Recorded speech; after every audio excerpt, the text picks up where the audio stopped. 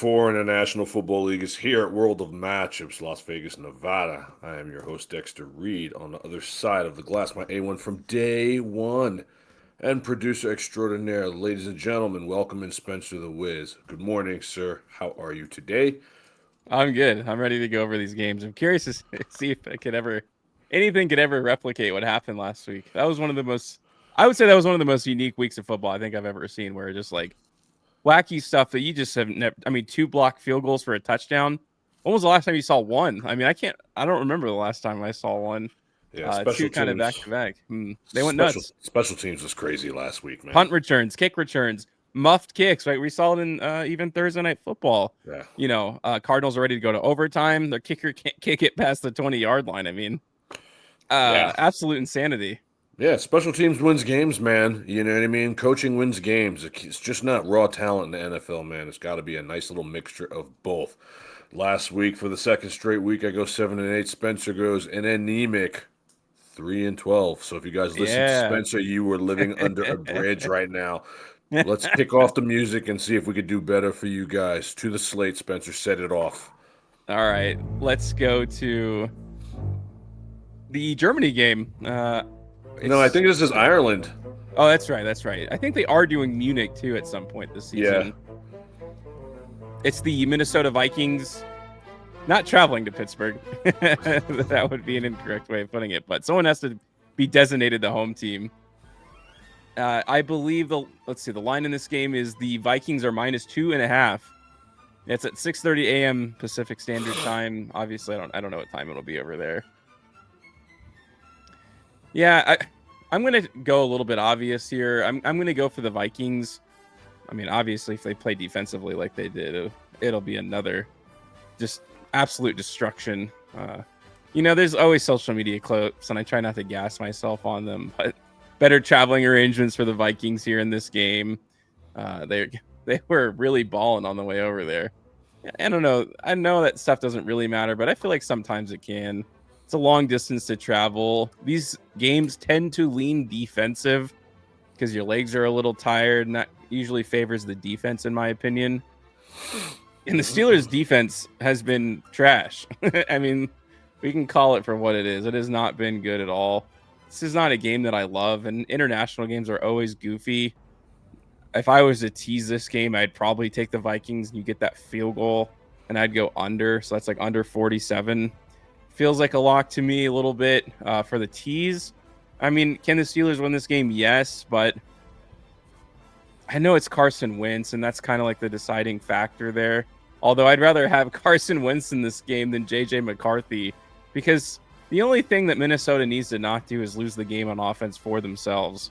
We know defensively they're going to be fine. I mean, they have a really stout defense. And I think they can cause a couple turnovers for the Steelers.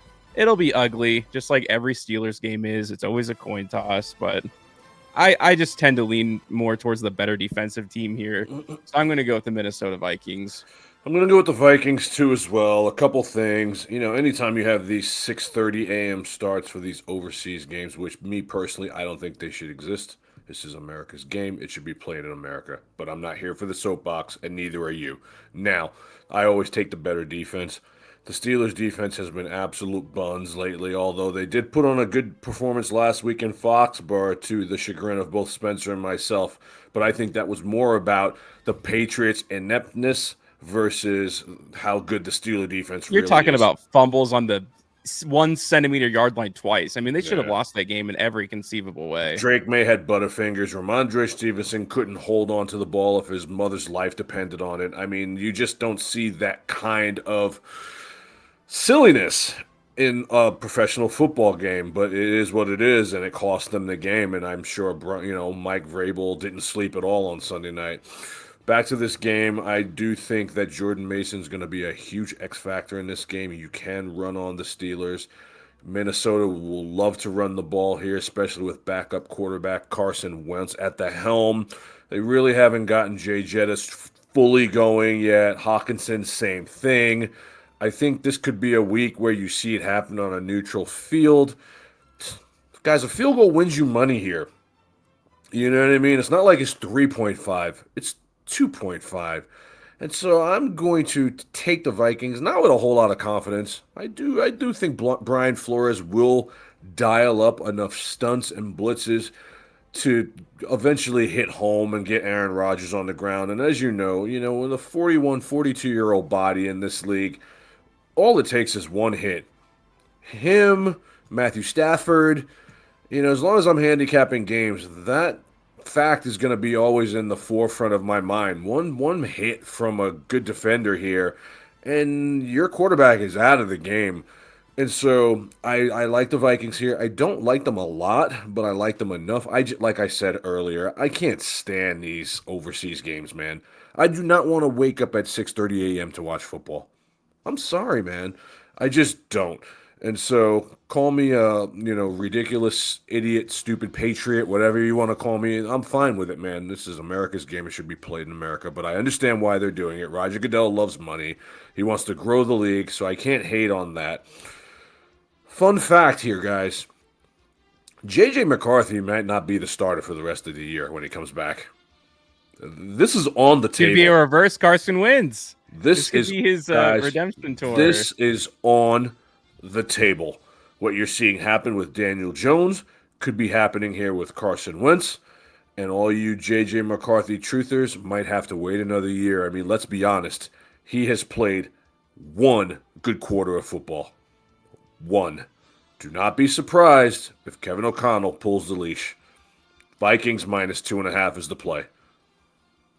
Yeah, well, there's a lot of bait in the lines of these games that are beyond shocking to me. It's kind of crazy. This is the Tennessee Titans traveling to the Houston Texans, and the Texans are minus 7.5. What have the Texans done to be up by more than a touchdown? It's the ridiculous. Titans defense has been stout this year. I mean, if we're really looking at it, they have been very good. Offensively, they're kind of figuring it out week to week. I tend to think they'll get a little bit better every week. They're not they're not good, obviously. Like, I'm not going to gaslight everybody here and say like they're actually a really good team, but they're not like good. They're not a bottom barrel team. L'Jarius Sneed's good. They have a great defensive front. I love the Tennessee Titans in this game. I mean, the desperation factor is dead for the Houston Texans. If they were desperate, they would have won last week against Jacksonville. That was one of the more surprising outcomes of the week for me because Trevor Lawrence is trash. They tried to lose that game in every possible way, and the Texans wanted to lose it even more.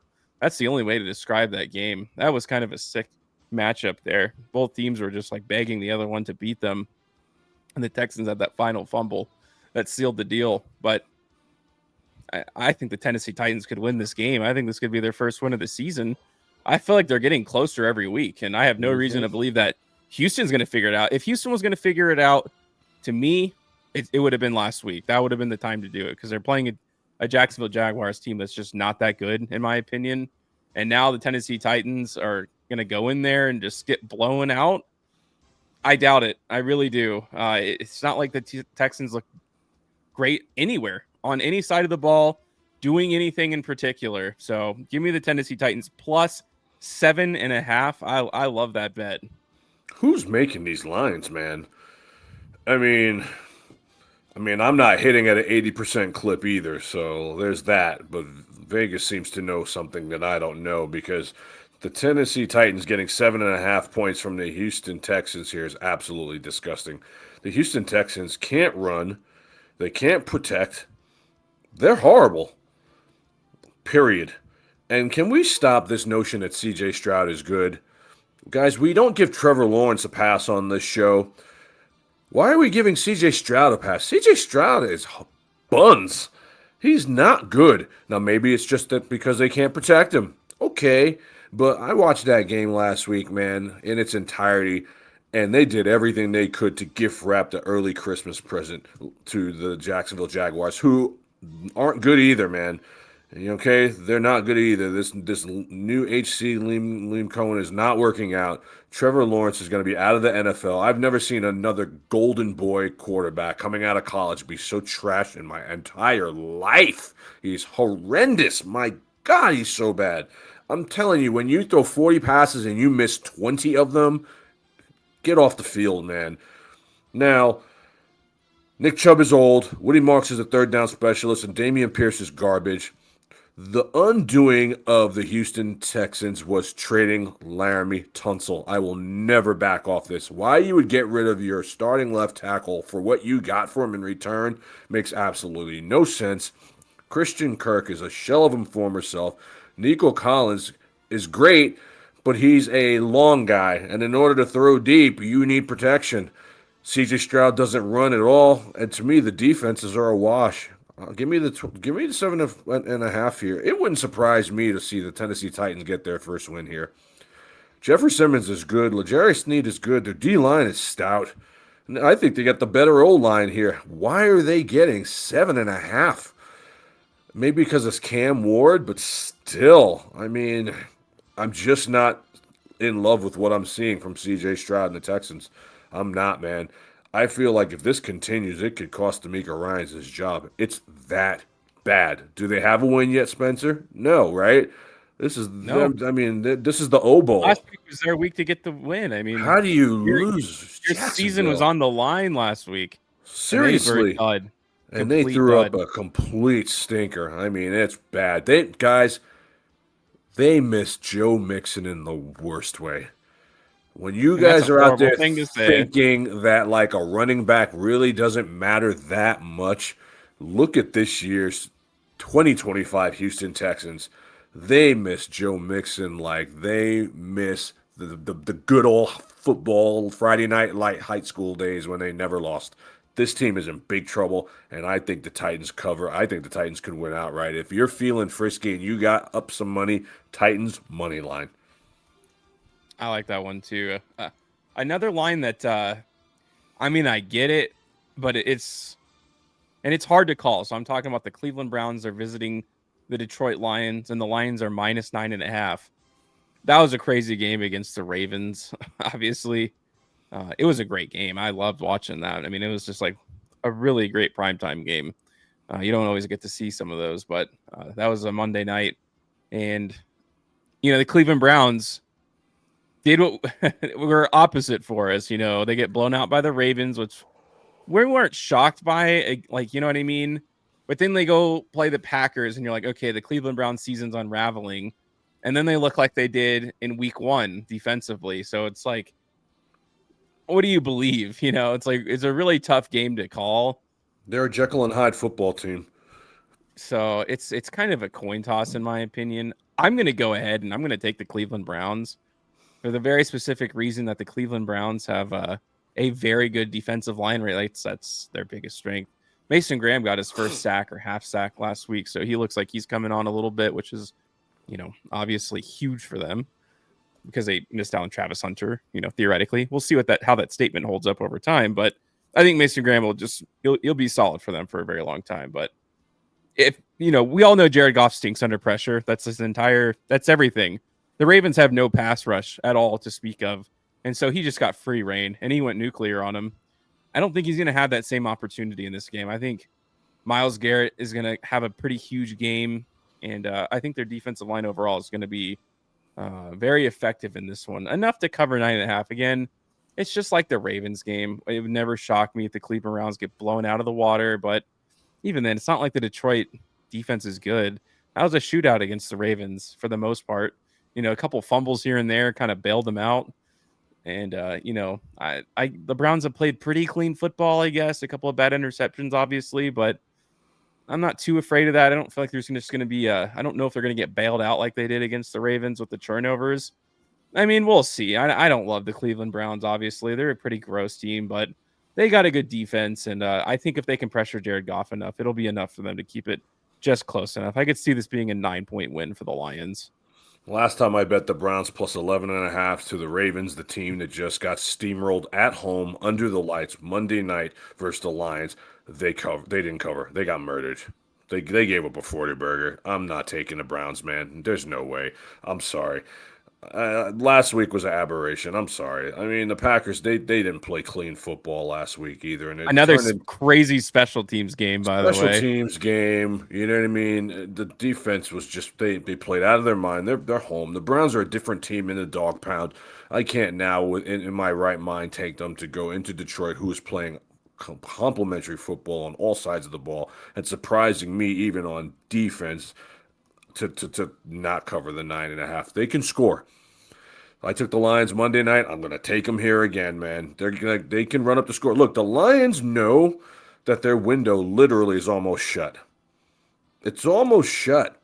Everyone's talking about the Rams. Everyone's talking about the Bucks. Everyone's talking about the Eagles. No one's talking about the Lions. Okay, and Dan Campbell knows this. Dan Campbell wants back into the room. He wants back into the conversation. He wants a seat at the table. He's letting everybody know that we're not done yet, and they're not done for a couple of reasons. Why? Because they can run the football with the best.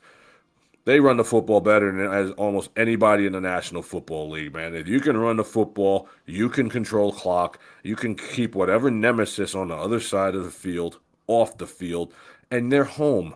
Dude, the Browns are not good, man. I've seen them have really bad losses this year. Really, really bad. Last week is an anomaly. These things happen in the NFL from time to time. If you don't put the Browns away early in their building, they're going to probably come back and cover and maybe even win the game. And that's what you saw happen, man. Styles make fights. This is a track meet versus a marathon, what you're going to see on Sunday. Jahmyr Gibbs can run at will. David Montgomery can run at will. And Goff, if you give Goff enough protection against Myles Garrett, they're going to eat this team alive. I'm not scared to lay any points this week, man. I've been scared to lay points so far this year. I'm done being scared. I should have better record than 10-5, 7-8, 7-8. I'm going for it this week, and I'm laying at 9.5, and I'm saying that the Lions get their seat back at the table, and we start talking about them as the Super Bowl aspiration lines that they really are. Because if they don't get this thing done here within the next year or two, Goff is going to be past his prime. I mean, it's a wasted opportunity. And I'll never back off what I said a couple years ago. Dan Campbell has cost this team a Super Bowl, at least a Super Bowl berth. And I don't think he is not going to learn from his mistakes. His foot is on the gas at all times. You saw it Monday night because the Ravens could be 1-3 here. The Ravens are not that good, and they're my pick to win the Super Bowl. Yes, it's early, but we're starting to move into October here, where like who you are is who you are, and I think who Cleveland is who they are. A team that plays good enough to lose at home and goes on the road and gets murdered. Lions minus 9.5. That was unreal. Another unreal special teams game that went under the radar because it was such a big blowout was that Saints Seahawks game.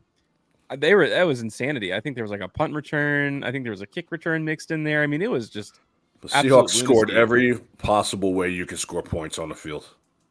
That was one of the worst losses I think I've ever seen a team take, It really. was really But the brutal. Saints are going to Buffalo.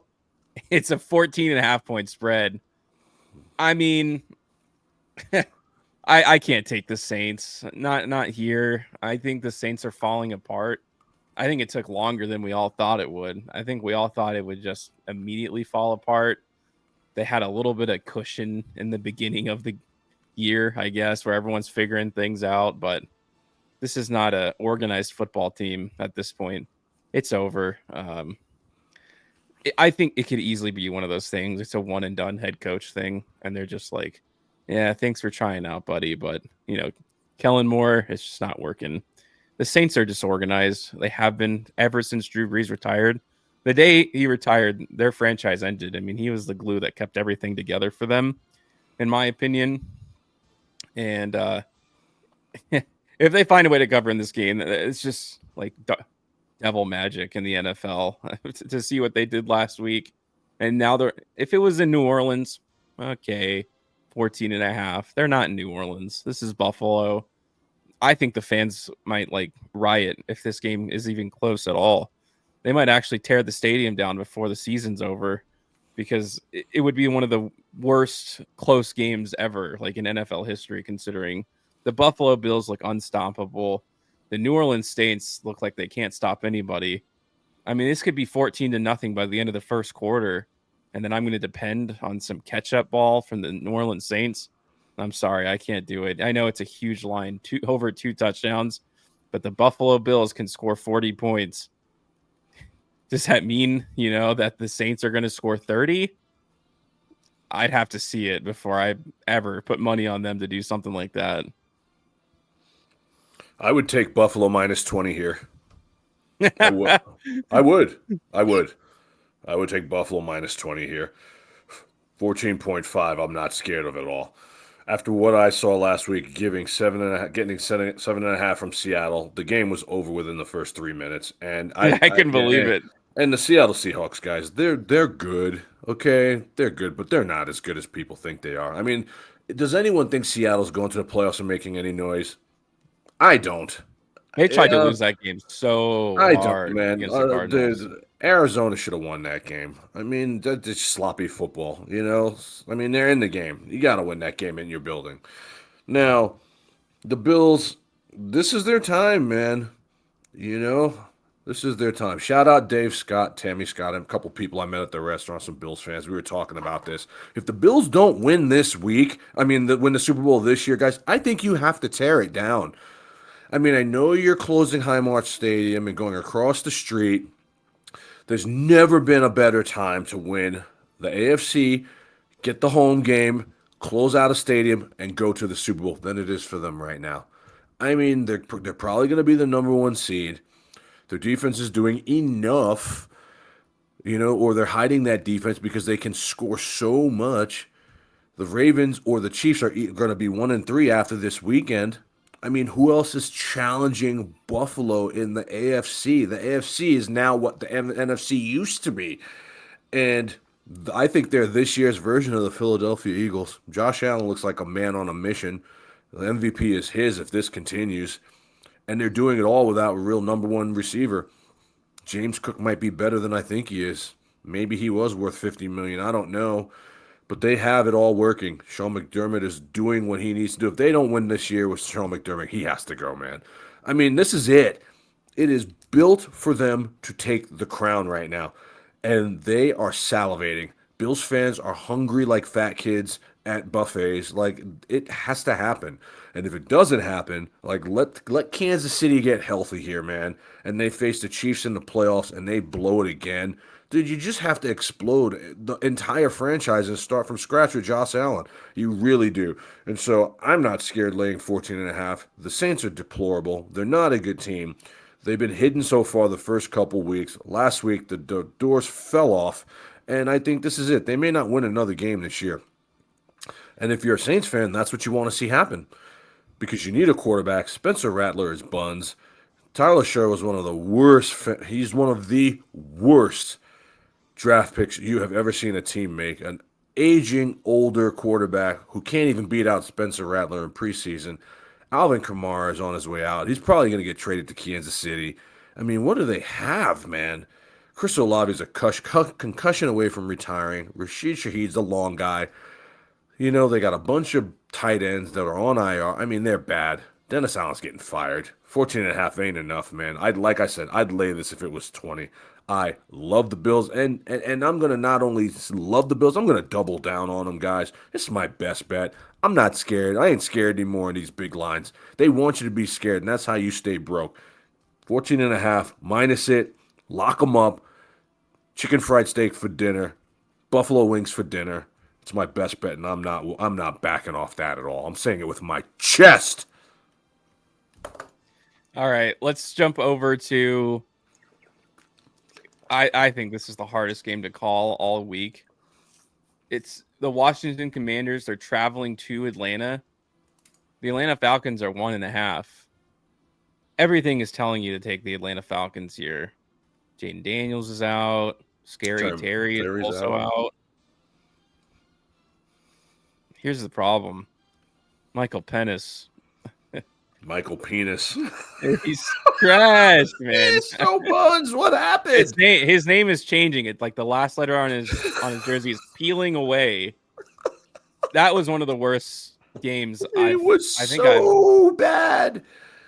They got destroyed. How do you get destroyed by the Panthers? Seriously, how do you get destroyed by the Carolina Panthers? How do you get shut out by the Carolina Panthers anywhere? Anywhere. 30 points. I I can't take Atlanta. I can't do it. I like Michael Penix. I was a big fan of his coming out of college. It's who that I wanted the Raiders to take in the draft, but I got to see this guy throw a touchdown again before I ever bet on them. I hate to do that because, like I said, there's everything going against them. I mean, anything you can possibly conceive. It's Marcus Mariota. They got spotted.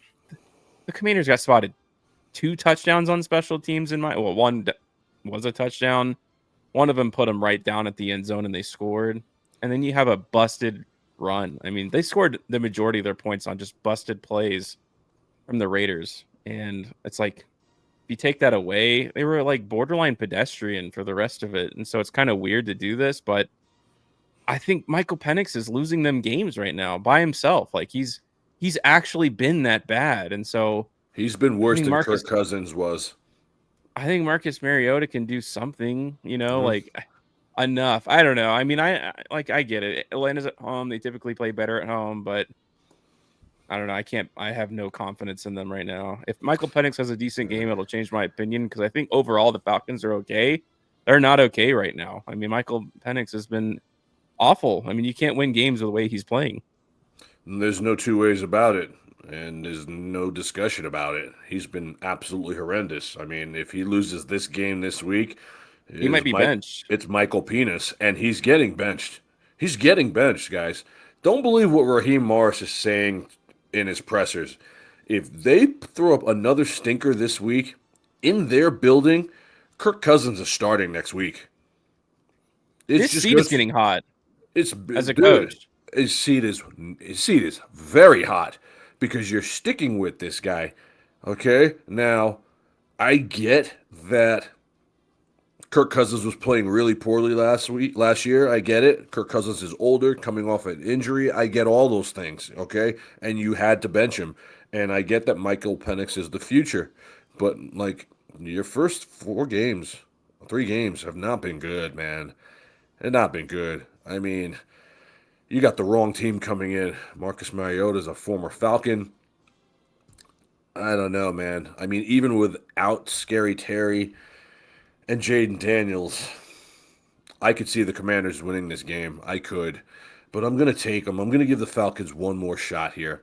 You can't go anywhere but up when you lose 30-0 versus the Carolina Panthers. And I'm sure that they had a interesting week of practice. We'll say interesting, and we'll go from there. I mean, they have Bijan Robinson, Drake London, Darnell Mooney, Kyle Pitts. I mean, really, guys? I mean, you can't win this game in your building. You got rid of Younghoe Koo, who was costing you games, so fine. You can't blame him anymore. It's Michael Penix. It's Michael Penix. Michael Penix has to throw for 2 touchdowns in this game. Or their new kicker was ass too last week. He was cheeks too. I know. And so I do think that the Falcons find a way. Guys, you're home. You're home versus a team that is so beat up, man. I mean, they are beat up. There's no reason why you shouldn't win this game. Debo's fat. Mariota's old. I mean, yeah, they play better than you think they will play, but you're the Atlanta Falcons. People had you, like, circling the wagons of the playoffs, and you've been horrendous. You guys got to get this together. I mean, what do they have? 1 win? No wins? Do they have any wins? Let's see. Yeah, they're 1-2. They're 1-2. They feel more like a 0-3 team after last week, but I'm willing to give them the benefit of the doubt. But Michael Penix, this is it, man. You know, I had you smashing that OU of 19.5 touchdowns. It don't look like you're coming anywhere near that. So this is my last chance with you. If you stink this up and lose this game, I'm calling for Kirk Cousins, and I'll never back you again. Falcons minus 1.5. I think it's the hardest game to call this week, and I'm not doing it with a lot of confidence at all. All right, let's go to another line that I personally find pretty surprising. It's the Philadelphia Eagles. They're playing against the Tampa Bay Buccaneers. The Eagles, Buccaneers at home are plus 3.5. I'm going to keep rolling with the Bucs. I mean, botched field goals like that just happen once in a blue moon, and it happened like all week last week. I think there were like 5 blocked field goals last week. Just something you don't see, and that line ended up being way closer than it ever should have been, and they still marched right down the field and got that field goal for the win against the Jets. They're a good football team. They play in a bad division, yeah. That doesn't take away from how good they are, though, in my opinion. They're great. They're not good. And They're great. the Philadelphia Eagles have still yet to put on a performance that just makes my jaw drop. I mean, they're winning games, obviously. It's what they do. They're hard to beat because they are really good at winning ugly games because they can run the ball anytime they want. And so that helps them, but I'm going to keep rolling with the Bucs until I see otherwise. I mean, they have a history of beating them, first of all. Yeah. Baker has buried their asses like badly. Couple times. Yeah. I think they've won the last 3. And in the Ibuka playoffs. is just kind of a beast. Seems like the Chris what's his name? Is it Chris Olave? He's not Olave. What's his name? He's back for them, who's been really good. He was injured last year. So he's back at practice. So I think Mike Evans is hurt. Chris Godwin. Godwin may not play, though. We'll see. They have a great staple of wide receivers, though, like in the tank. So I feel like they'll be fine. That's yet to be seen. But I know Mike Evans is really good. But he's kind of been like backseating it a little bit this year. He had a good week last week in his injury, but I think they can figure it out. I think they could win this game too. And I'm getting a field goal. I mean, they're baiting you obviously to take the Bucs. 3.5. I don't mind. I don't mind taking the bait here because I think they can win the game outright. I would like to put them on a tease. You're getting, and maybe I'll buy an extra half point or something. Plus 10 for the Bucs at home. My goodness, that seems great to me. That seems like a really great offer. But yeah, I'm going to take the Bucs. I like them in this spot, especially because they're at home. They play well at home. I'm taking the Eagles until they screw up. I'm going to just keep rolling with them, man. Until I see somebody beat the Eagles convincingly, I'm taking them every single week. I took them last week, the week before. I'm just going to keep on taking them. The Eagles is right now reminding me of the Patriots team that went to the Super Bowl and lost to the Giants. They're just going to dominate the entire league all year long because they can run the ball, they can stop the run, they play good defense, they have great special teams, and their coaching has been on par this year. In the past, it was the coaching that was suspect. And they have it all working right now. Howie Roseman's the best GM in the league. I'm not afraid to say it. And their shot at losing last week, when they should have lost, turned into them winning convincing W and covering. I know that the Bucs are good, but the Bucs have a couple issues here. Number one, Chris Godwin may not play. He's coming back, and even if he does play, he's going to have his snaps reeled in. Mike Evans is out 2 to 4 weeks. That is a humongous loss. Emeka Egbuka is God, yes, but he's still a rookie, and he has not played competition like the Eagles have, or that the Eagles are. And they have beat up on the Eagles the last 2 or 3 times they've played. This is payback, and it's going to be in their building. I have no problem saying that the Eagles cover this game. They're going to run the ball. Bucky Irving is too small to go up against that defensive line, and then you're going to force Baker Mayfield, who has a bicep injury, to now beat you through the air without his number one receiver. I can't see it happening. I don't trust Cade Otton. I don't trust Sterling Shepard. The ancillary pieces are good, but I don't trust them. Jalen McMillan is out. This, to me, is going to be a convincing Eagles W. Everyone is going to take the Bucs here. Everyone. And I'm not going to be like that. If they find a way to control Egbuka in this game, or if they get to Mayfield at all and get on that bicep, I'm telling you, they could win this game by 10 points. Guys, I don't think people are realizing how good the Eagles are. The Eagles this year are better than they were last year. And they're winning games like Kansas City won last year. Now, if you put those two things together, you may not lose a game all season. They are that strong. And until I see somebody take them apart, I'm not betting against them. The Rams had them dead to rights, and they still got murdered when it counted.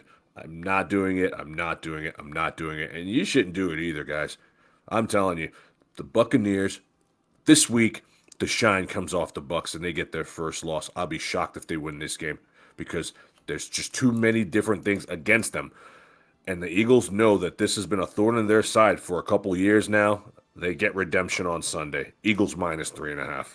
If you're scared, buy the half point. All right, let's jump over to the Carolina Panthers. They're going to New England. The Patriots are -5.5. I think this is a retribution game for the New England Patriots, in Me my too. opinion. I mean, in every conceivable way. I mean, it's the mark of a young team. I know Mike Vrabel's there, and that's supposed to just like magically fix things, but you can't take the young out of a team right off the bat. I mean, they were like, if you combine how short their touchdowns were like missed out by, it would combine to like a yard. If they were given a yard extra, you're talking about like 14 extra points. It was just luck in every way. I mean, it was just that was one of the craziest results, man.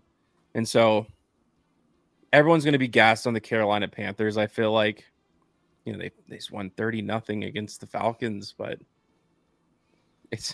I haven't seen the Carolina Panthers play well 2 weeks in a row, like ever, since like Cam Newton took them to the Super Bowl. Mhm.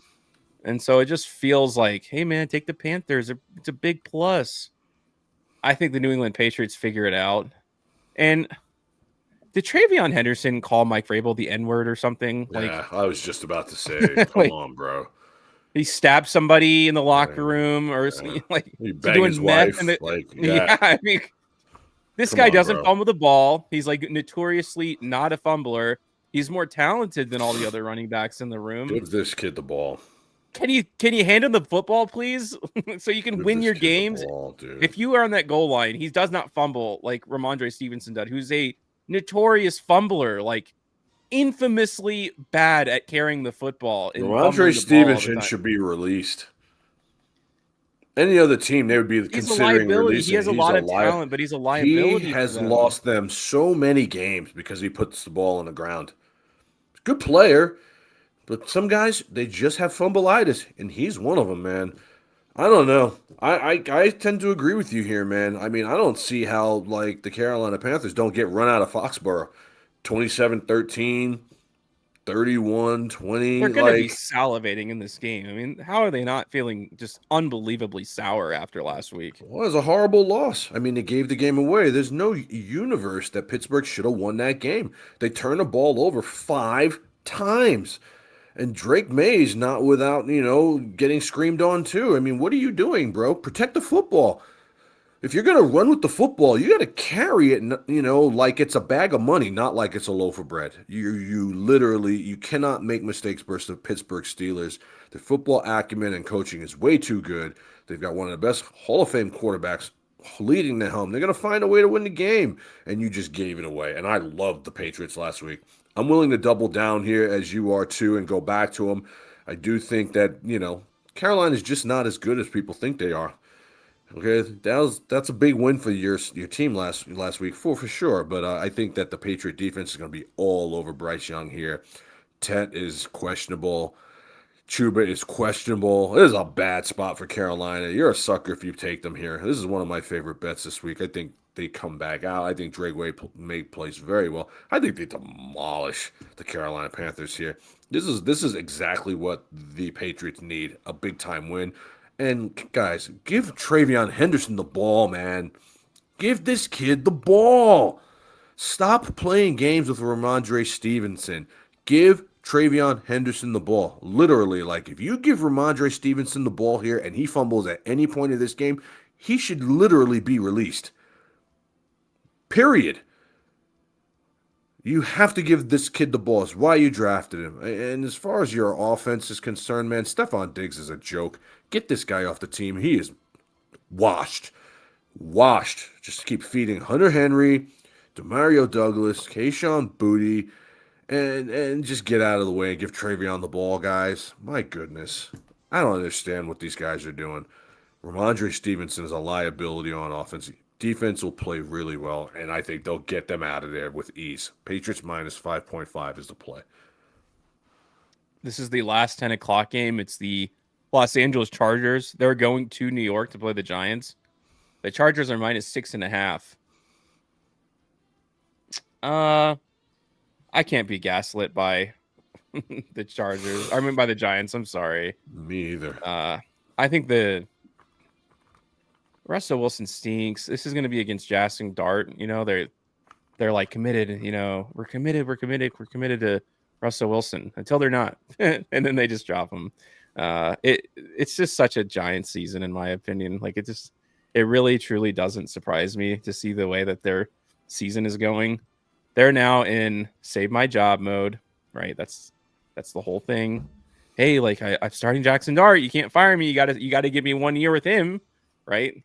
Especially if he wins a few games.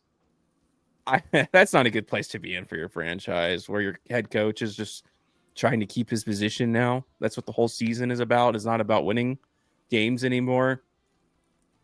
This is a horrible place to start him. I actually think they're putting him in a horrible position. You know, it's like, who do they play coming up? Like the Chargers has to be the worst game for your first start. They probably have like a top 3 defense in the league. They play New Orleans after this. You couldn't have waited one more week in a dead season because Jackson Dart's going to look like a fool in this game. I'm not afraid of the 6.5. I think they want to gaslight you into believing this game's going to be close. And, you know, we've seen anything in the NFL this season, so I know anything can happen. But I can't with any level of confidence say that they're just going to have another great game. Like what they had against the Dallas Cowboys, who are a steaming pile of garbage. You're going to compare the game against Dallas to the Los Angeles Chargers? I'm not doing that. That's for sure. The Chargers don't win pretty. It's always just like suffocating defense, field goal, bust a big play for a touchdown. It's 20-3 and the game's over, you know, and you don't even realize it. That's just the kind of football that they play. I don't think the Giants are just going to light up the scoreboard. I would really, truly, this would be the most shocking game of the week if it's close. I'm not betting on it to be, so I'm going to take the Chargers here. I'm going to take the Chargers too, but I wouldn't be surprised if the Giants found a way to cover. I watched that whole Chief game last week, and they finally got a win. And a couple of my friends were at that game, and a couple of my friends are big Giants fans. Have been talking about it all week long. Dude, they want Jackson Dart and Cam Scatterbo. Another. I just don't understand what the general managers are doing. You bring in Jameis, you bring in Russ, but you draft Jackson Dart. I am a truther for this. Give these guys the Manning treatment. Day one, here are the keys. This is the field. This is your team. And whatever happens, happens. This is how you learn. Not everyone is lucky enough to have Alex Smith give them the tutelage for a year like Patrick Mahomes did. Some of us have to go out there and take our lumps, like Peyton Manning. That's what I think they should have done to Jackson Dart. What did you bring Russ here for? Russell Wilson couldn't last 3 games in New York? Really? And, like, really? Come on. And low-key, they're happy that Tyrone Tracy's hurt, too. Dude, they love Scatterbo. Every time Scatterbo and Jackson Dart came into the game on Sunday, guys, go back and look. The crowd went wild. They got pressured into this move. Oh, big time. Want Jackson Dart. Brian Dable might as well not even be there because he is not pulling the strings. Okay, so now you put Dart in there versus the Chargers. It's a learning experience. They're going to get murked, and then next week we'll hopefully redeem ourselves by beating up on the Saints, who are worse than we are. That's what this is. So I can't take the I can't take the Giants. Chargers should win this game. Chargers look very good. Defense strong. Run the ball. The play here, guys, is the under. This game could finish 13-3. That's the under.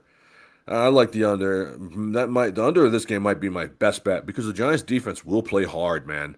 I mean, the Chiefs gave them everything they could possibly give them, and they still only gave up 22 points. You know what I mean? I know the Chiefs are bad right now too, but the Giants they'll play hard, man. And one of these days the Chargers they're gonna put up a dud. They're not gonna score. They're due for one. They're due for one. It wouldn't surprise me to see the Giants cover this, but I can't do it because I don't know enough about Jackson Dart to take the points. I picked the Giants last week versus my Chiefs, and they got murdered. So I think with Scatterbo and Dart out there, it keeps the fans happy. It keeps the fans in the seats. The future is now. You know what I mean? Scatterbo, Neighbors, Dart. Now we're finally doing what we should have just done from the door and just put our new guys on the field. We're not going to win with them, but they're going to grow. They're going to learn. This is going to be the new and improved Big Blue. Scatterbull will run a guy over. The crowd will be happy. Neighbors will make a one-handed catch. The crowd will be happy. You understand? It's a business for the Giants right now. They're nowhere near winning, but they're slowly building a decent team. Sexy Dexy is good. Kayvon Thibodeau is good. At some point, their number one draft pick, what's his name? He hasn't done much. Abdul Carter, man, Has done nothing, dude. I don't hear his name in the broadcast. Like when Abdul you watch Carter those has done games, nothing. But I get what they're trying to do. I mean, it's too early to call him a bust. You know what I mean? no. It Yeah, did take of course not. it did take Kayvon Thibodeau a little bit of time. I'm willing to give him the year, see what happens. I think the Giants are on their way, man. We're just like we're not playing these older guys. We're not winning with them. We're not winning without them. So let's just play dart. And I like that. And I like that. But the play here is the Chargers. The defense is going to just be too much. They're going to throw everything they have at Jackson Dart, and they're going to lose this game probably by 10 points. They should have just signed Jameis Winston and just had Jackson Dart start. What was the You didn't necessity need of Russell Wilson. So he can play the first. You signed a guy so he can play the first 3 games of the season. You didn't need Russell Wilson. Or if you bring him Doesn't in even here, make you bring him sense, in here, you're man. like, you're going to be my backup quarterback, and your job is to teach and tutor Jackson Dart on how to be a Super Bowl champion.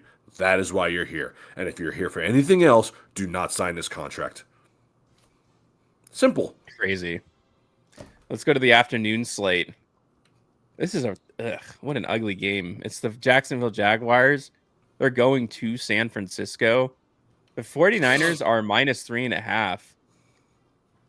The injury problem is only getting worse for the 49ers. Ricky Pearsall limping into the game. Juwan Jennings is like always just hanging on by a thread to play in these.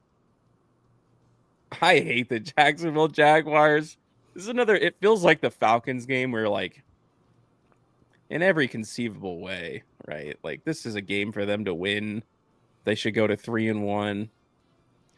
I hate doing this. It's going to make me feel sick, but I'm going to take the Jacksonville Jaguars.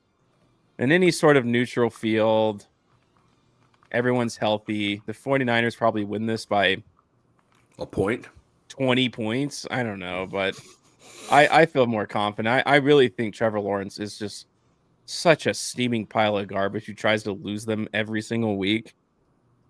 But, what happens if Ricky Pearsall is like limping, and what if Juwan Jennings isn't in this game? He's not going to play. Who are they going to throw the ball to? CMC a million times. Is he just going to have 14 catches for 62 yards in this game? I mean, that's CMC what had 10 caught 10 balls last week. He might catch 15 this week. Take his whatever his reception total over. It can't be high enough. If I'm getting a field goal, I feel happy about that. Could this just be lost because freaking Trevor Lawrence throws a pick six to ruin the game for them? I could see it, and it would make me want to throw my phone at my TV screen because I can see it in my head now. But it's just getting caught up for the 49ers, man. They're 3-0. It's kind of just fool's gold at this point, in my opinion. Mm-hmm. Who cares about playing in San Francisco? It's nobody. It's not special. I don't love the Jacksonville Jaguars. They kind of got gifted that game last week, but I think defensively they'll be able to do enough just because there's nothing there for the 49ers, man. It's all falling apart for them. And so, yeah, give me the Jacksonville Jaguars +3.5. I just like having the field goal in this one. Let's be honest, man. If the Arizona Cardinals had any kind of decent coaching, they would be undefeated. They had won Thursday and they would have won Sunday. And I told you, something told me that they were going to cover that game versus San Francisco, and they should have won the game outright. They should have. The Niners are fool's gold, guys. I know they're 3-0. I know that they're supposed to be great. They have the easiest schedule in the world. They play Pop Warner teams. They play Las Vegas high school teams. The fact that they're this injured and winning these games, you shouldn't be surprised because they play nobody. And here's another nobody team that flies 3,000 miles across the country to play. Trevor Lawrence is absolute horse shit. He is horrendous. But somehow, some way, they're going to cover this 3.5. Why? Because they cannot be this bad. They're probably going to win this game. It would not surprise me to see them win this game. Guys, do you think Brian Thomas and Travis Hunter are going to be this bad all year? I just don't. Travis Etienne can run the football. The Niner defense is without Nick Bosa, who tore his ACL. He is gone. Bosa gone. 49ers are Kittle cooked, gone. man. They're cooked. Even if they have a good year and make it to the playoffs, they are going absolutely nowhere. Brock Purdy's going to start this game, and he's not 100% because Mac Jones, he's not 100%. Guys, don't be fooled here. Jawan Jennings is not going to play. If Ricky Pearsall and CMC don't go nuclear, they could lose this game. They're playing Ricky literally with Pearsall's banged all up in their. this one. Everyone's banged up. They're playing with all their backups. I could see a world where Jacksonville wins this game. Just don't let Trevor Lawrence throw the ball, I guess. I don't know. Just give it to Etienne a million times. Run Yeah. some reverses to Brian Thomas. Just don't throw any ball over 5 yards because Trevor Lawrence is so bad, man. God, I expected such great things from him this year. He needs to be out of the NFL after this year because he is horrendous. How he is making $55 million a year is one of the worst, most egregious, disturbing facts about NFL football this year. But I think he shows up enough here. Brenton Strange, they're healthy. We'll see what They're happens, healthy. man. They're good healthy. to go, man. They're good to go. There's no reason They why just they need Trevor shouldn't. Lawrence not to lose them the Just game. don't lose the game, dude. They did And he everything they tries, could. man. He They did it. tries. He did it. They did everything they could last week to give the game away. I mean, this ball you're looking at on the screen right now that he threw. I mean, he threw it right to the Houston defender. I don't personally think that his team likes him very much either. I don't get the sense that I mean, you even saw it last year where that dude from the Houston Texans laid him out.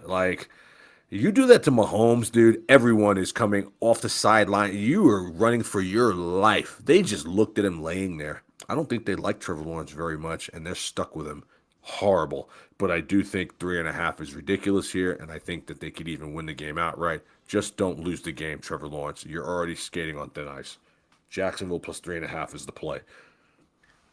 Let's jump over. This is the Indianapolis Colts are traveling to Los Angeles to play the Rams. The Colts are plus 3.5.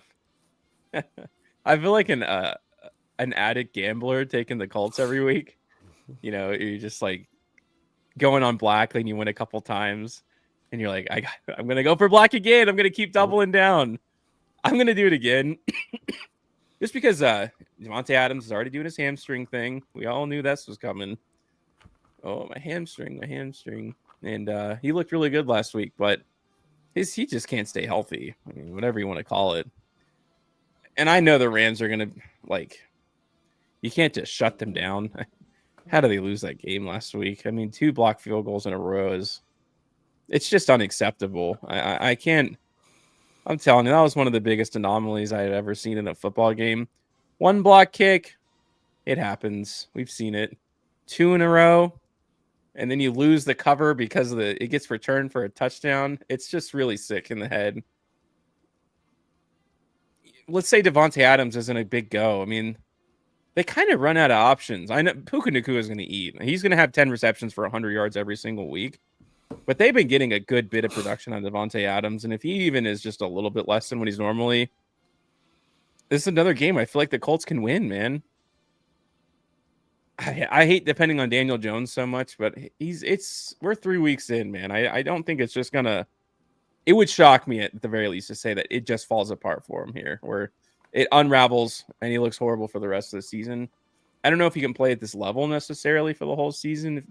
I'm not that gassed on him, but defensively, can they get to Matthew Stafford, who's just kind of making his way through? I think they can. I mean, as weird as it is to say, and obviously Jonathan Taylor is probably the best running back in the NFL. He's having a huge season. They could put up some points in this one. Can they lose by a field goal? Easily. I mean, can they win this game? I say easily too. They could. I like the Rams, but it just feels like they're just one bad game of injuries away from being horrible. Davante Adams goes down for a few weeks. Matthew Stafford still always has something. It just feels like it's going to unravel and come undone any moment now, in my opinion. I mean, it wouldn't shock me, obviously, if this was the Colts' first dud game of the year and everyone kind of knew what the Colts were going to be type of thing. But, God, this is so good defensively. It's hard not to bet on them right now. So, I don't love it, but I am going to take the Colts in this game. I'm going to take the Colts as well, man. Anytime you can run the ball, you have a shot to win on the road. I Yeah. mean, I watched the Rams completely implode in the second half of last week's game.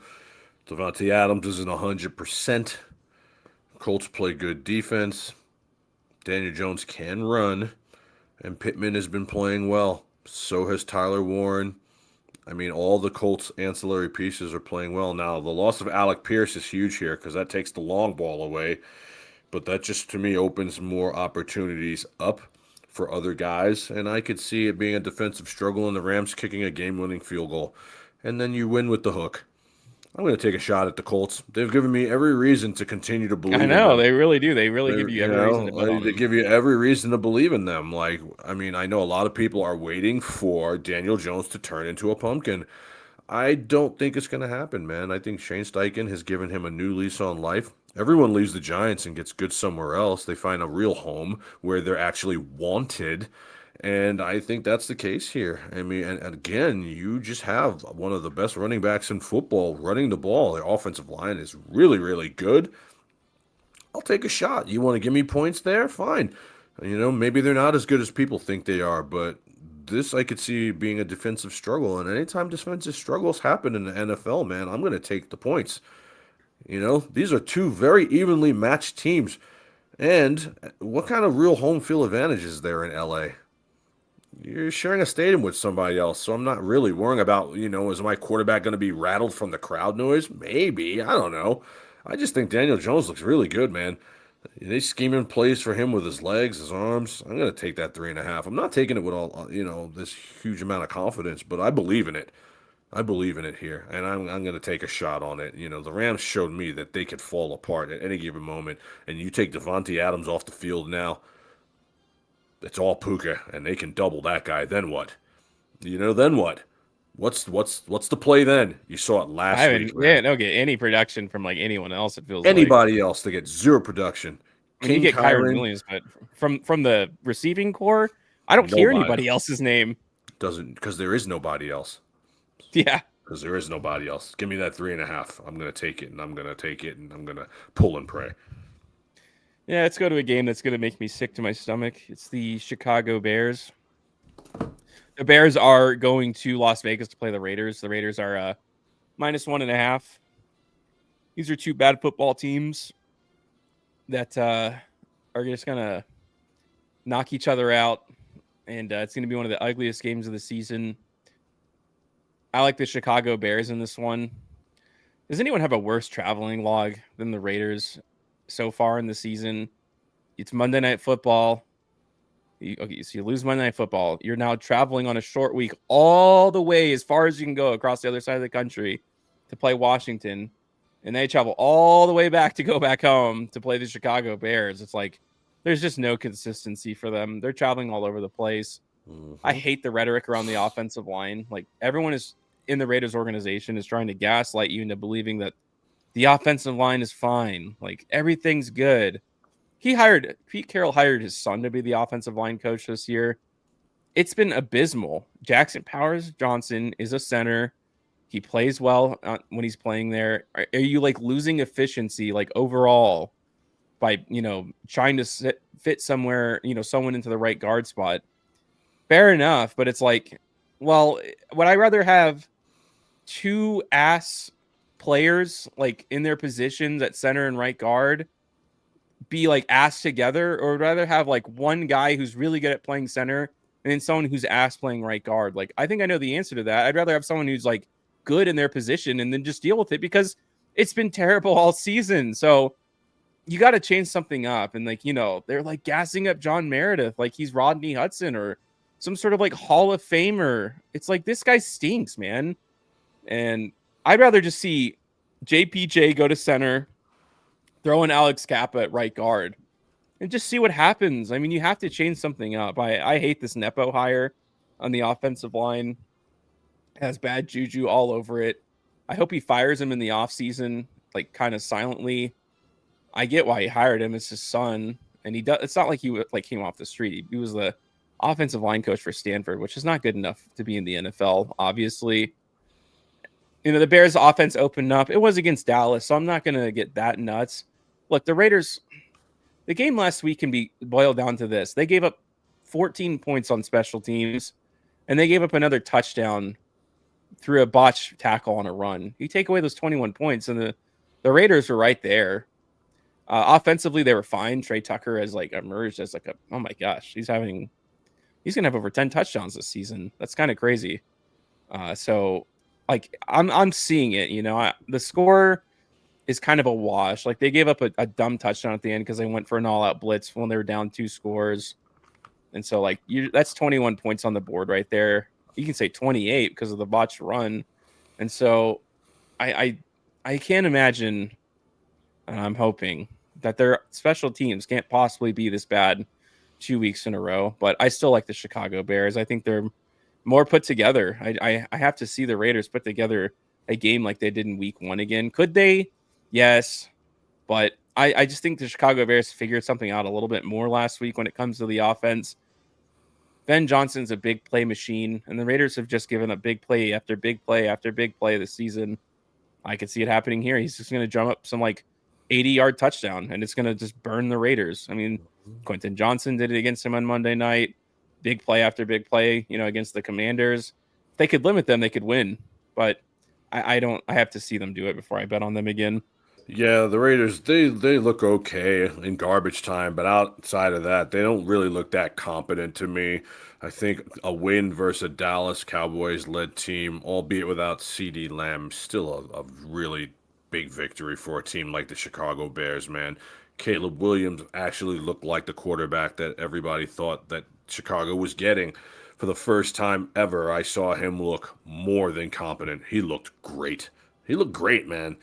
Now, Dallas' secondary hemorrhages blood, but that's exactly what the Raiders' secondary does too, man. And they got a lot of weapons over there in Chicago. It's just a matter of putting them together. I mean, DJ Moore is not like Caleb's best friend, but he's still really good. Rome Odunze is a star in the making. It's just a matter of time before we start talking about Rome Odunze as a top 10 wide receiver in this league. And Luther Burden, by the way. Luther Burden's a burner. I like that pick for them. They got 2 more than competent tight ends, and they run the ball okay with Swift. I like the play calling that I saw last week, and I think that the Bears are a better team than the Raiders. I don't think the Raiders are particularly very good. They can't run the ball. They can't pass block. Geno's running for his life, and they just heave up deep throws. Now, versus bad defenses, you'll cook those guys. But do you think that, Trey Tucker's really going to have 41 fantasy points again this week? He'll probably catch 2 balls.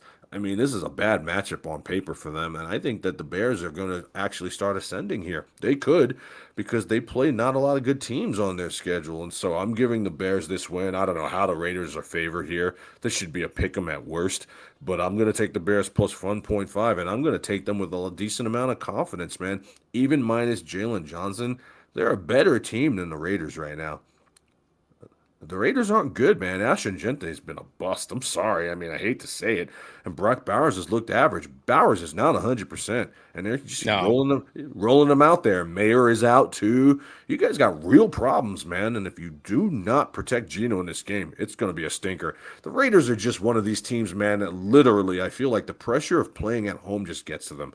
They play horrible at Allegiant Stadium. They always play so much better on the road. I don't know what it is with this team. But in front of their own fans, man, outside of that one game where they played the Chargers and scored over 60 points, I can't remember a time where they have literally just taken another team apart at Allegiant. It just never happens, and I don't think it happens this week. Take the Bears with confidence, plus 1.5. All right, let's go to probably what should be the Monday night or the Sunday night game. It's the Baltimore Ravens traveling to Kansas City. The Baltimore Ravens are minus 2.5. This is another game that I just kind of hate. I don't feel confident either way. I feel like a degenerate gambler here, like betting, doubling down, like you keep losing on black. You're like, well, this time it's going to be. I'm going to take the Baltimore Ravens. They can't keep fumbling the ball at important junctures every week. I mean, it just seems statistically impossible. Like, Derrick Henry, hold on to the ball, buddy. You're literally losing. You're going to get 150 yards in the first half and a touchdown, and then you're going to fumble the ball at the worst possible time. Lamar Jackson's patting the ball like a baby. He's been playing babysitter with the football recently, taking bad sacks. I mean, I don't love this, man. I hate taking the Baltimore Ravens here, but they've they've sucked defensively, like bad. They've been one of the worst defensive teams in the league. I'll go as far as to say that. It feels like the Baltimore Ravens at some point are going to figure them out. I don't think they are this bad. Maybe I'm wrong. Maybe they are, and we're going to see. This is the ass bowl. Who's actually ass? Like, we're going to find out this week. Mm-hmm. We'll know one way or the other which one of these teams is actually like done. Like, put a fork in them. Their season's over. Their seasons are on the line. I think both of them are, not just for the single game, but to like have the confidence of which one of us is actually good and which one of us is truly a 1-3 team. Kansas City always seems to win these games at important junctures when they are at home, but this just feels like a game that the Ravens just desperately need. They've put up the points, and they just need their defense to just hang on by a thread, and for them not to fumble or have a turnover in the most crucial spot in the game. It can't keep happening this way, in my opinion. Again, I just felt like it was such a statistically improbable week last week, and I'm not betting on that happening every week.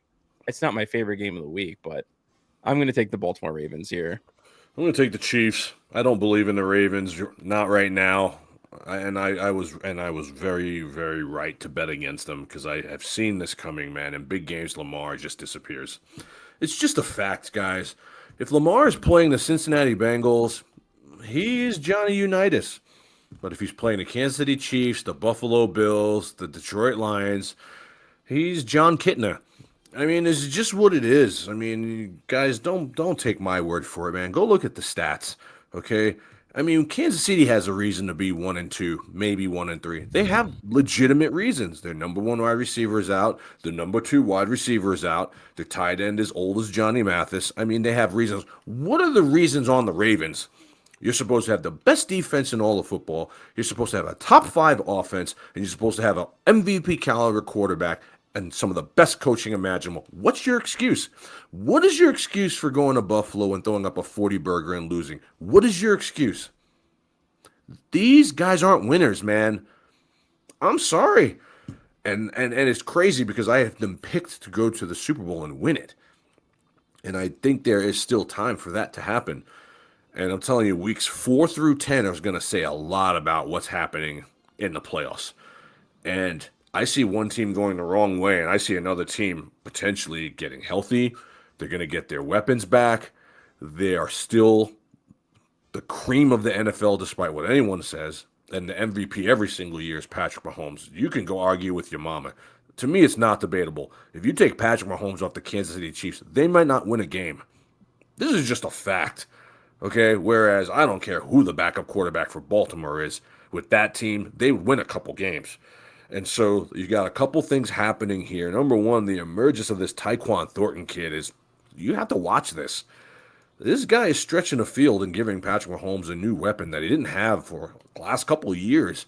And the Ravens are getting burnt through the air like it's no big deal. It's regularly happening. Their defense is not as good as I thought they would be, which is kind of interesting. I don't understand what is going on there.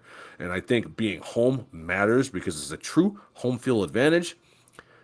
Lamar Jackson has said it himself. He hates playing Patrick Mahomes. He's 1-5 lifetime versus Mahomes, and he should be 0-6. The one game they lost, CEH put the ball on the ground, and the Chiefs are about to win that game too. He does not play Mahomes well. I think that the Chiefs realize that if they get this game, they can kind of hang around now. They could get through the hard part of their schedule. They get Jacksonville next week.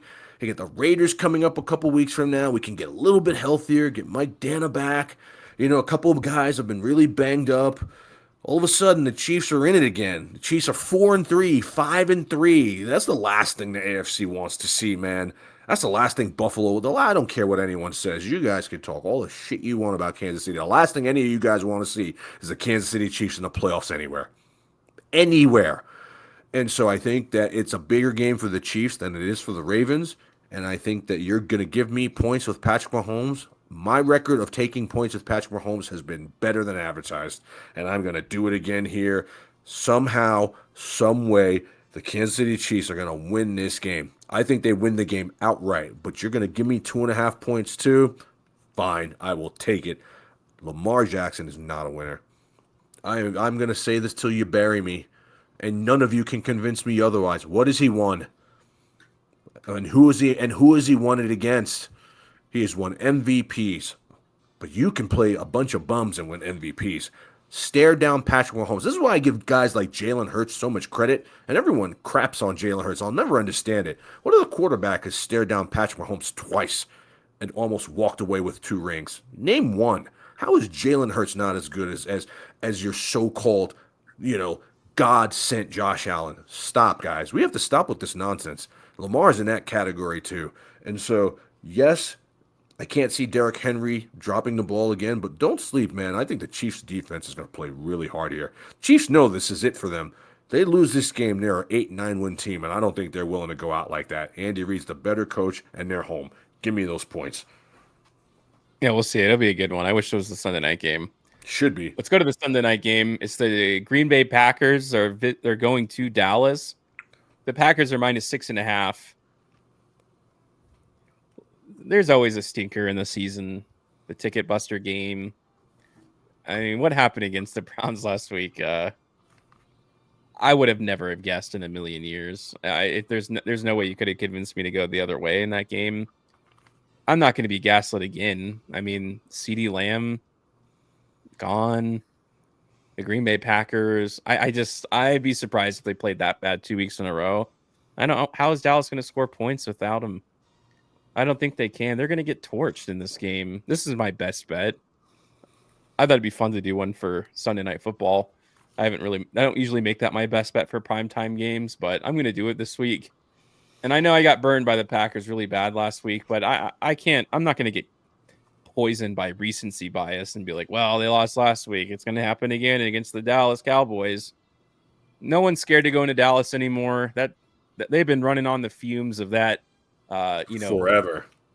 That where they didn't lose at home for like 2 years or whatever. Mm-hmm. That's gone. That team that was doing that, they ain't playing on the field anymore. They might be the worst defense in the NFL. They're bad. I don't think that's a big stretch. Either the Saints or them. I mean, they're fighting for that last spot. And I think the Green Bay Packers, they couldn't get back on the field fast enough. Honestly, they're gonna punch a hole into the wall in this game because they know they just played the worst game that they've probably played in a decade last week.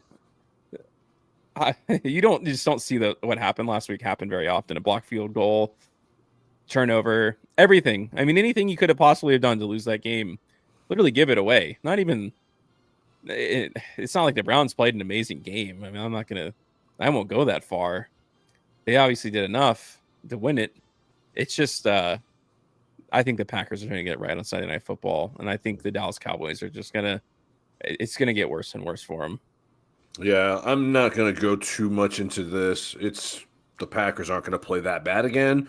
Michael Parsons is returning to Dallas, and they're going to rub it all in Jerry's face. He's going to be feral. Packers -6.5. I mean, Spencer pretty much said everything that I'm going to say, so I'm not going to waste any more time on the production saying it.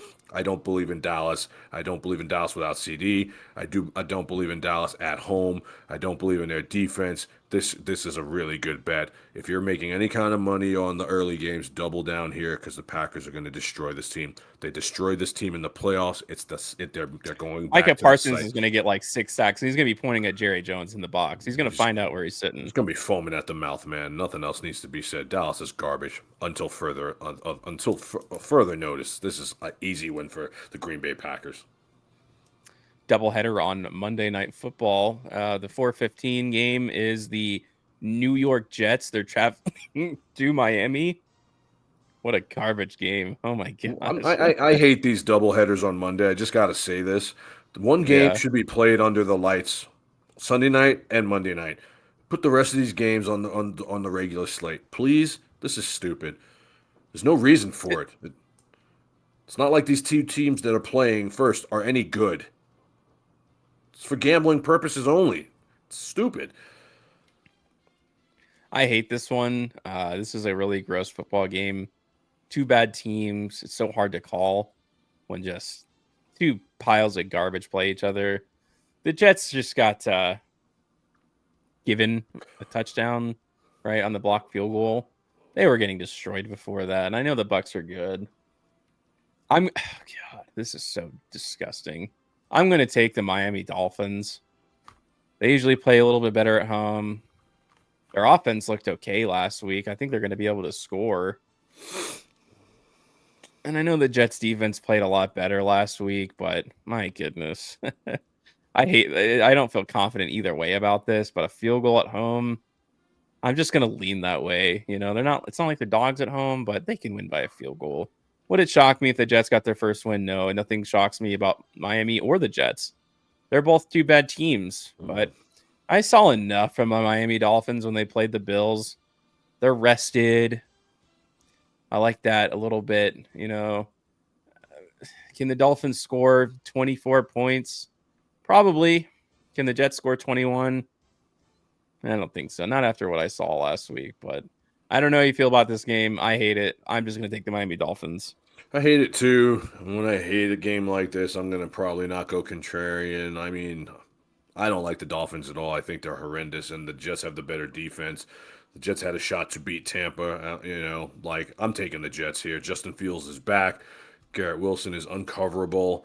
I mean, Brees Hall is still there. Braylon Allen's still there. Like, they have weapons that aren't touched yet, and the legs of Justin Fields will do work here and be enough to cover the 2.5. I like the Jets to win the game, personally. I don't think the Dolphins are very good at all, man. I think it will be a field goal game either way. It'll be a field goal game. I like the under, but I just like the Jets because they have defense. The Dolphins have no defense, man, and if you can surround Achane and keep him, bottled up for the most part, what are they going to do, man?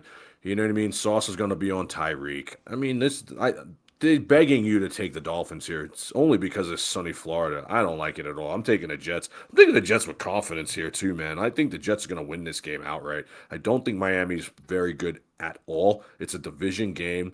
The Jets played hard last week, man. And look, when you have that much rest, man, there's rust that needs to come up. They don't give Waddle the ball nearly enough. They're just not a good team, man. They're not run well. Mike McDaniel's a social media quarterback that deserves to be fired. They're not good. At least Aaron Glenn has these boys galvanized, man. Did you see him dancing on the side after that block punt touchdown? He was did, going, yeah. Bro, he was, dude, they want to play for this guy. They love this guy. Yeah. And I think while they're not a good team, they have their leader back here. You know what I mean? Look at this. Look at him go crazy there, man. He looks like he's in the club right now. I mean, how do you not love that? How do you not like that from a coach, man? You know what I mean? That's not what I want from my coach, but that's awesome. You know what I mean? Jets plus 2.5 is the play. Let's go. Last game. Yeah, it's ugly, man. It's the Cincinnati Bengals. They're traveling to Denver. This is one of those. This is a trap game, in my opinion. You know, it's like, hey, look how bad the Bengals played last week, and the Denver Broncos are not inspiring at all, but God, the Cincinnati Bengals are so trash. I mean, they're so bad. This is going to be one of those games where I take the Broncos, and I am, but it feels like one of those games where everyone's going to be on the Broncos. Bo Nix is going to put up an absolute garbage stinker, and it'll be like a field goal game or something. I get it. I just think the Broncos defense is good enough.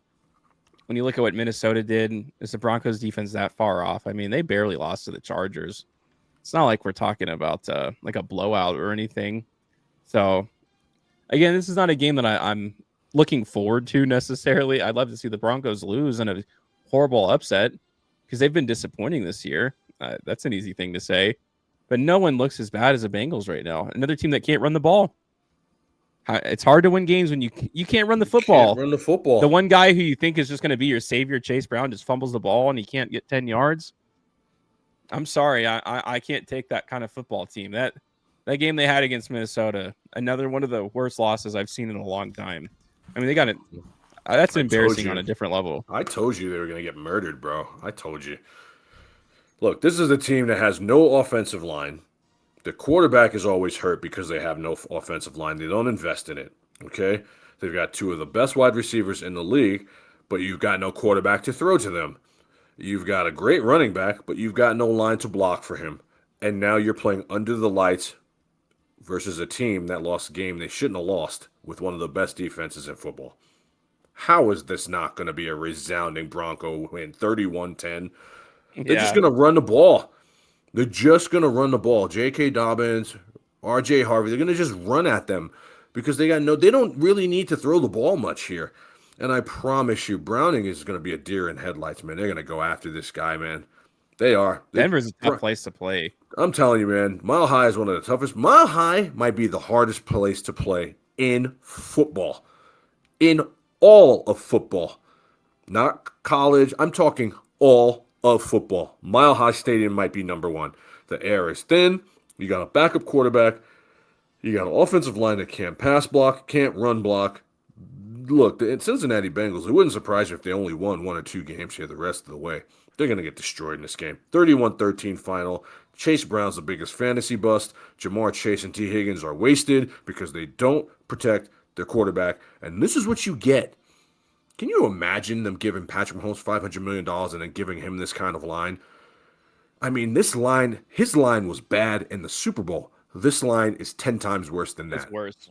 And then you're expecting him to go out and win games? Shameful. Dude, shame on you, Cincinnati Bengals front office. They did not need T. Higgins. Shame on you. That's the reality. And this is what you get. This is what you guys get. Okay? You should have tagged and traded T for some defense. You should have signed Hendrickson to the money he deserved. And then you should have built your line through free agency. But no, you want to be this high-flying circus act that doesn't protect your $500 trillion quarterback. And let's be honest, man. Joe Burrow is one of the best there is. He is a top 4 quarterback in the NFL. The guy's electric. He's a good dude. He's a good dude. I've liked him since LSU. I like the cockiness. I like the swagger. I like all of it, man. I do. And it's a shame because you never get to see this guy. Football fans deserve to see this guy play, and you guys don't protect him, and he's always hurt. And I think he's out for the season. I'm not buying this. Oh, he'll come back in 3 months. What do you want to come back to a 4-11 team for? For what? So you can get hurt again?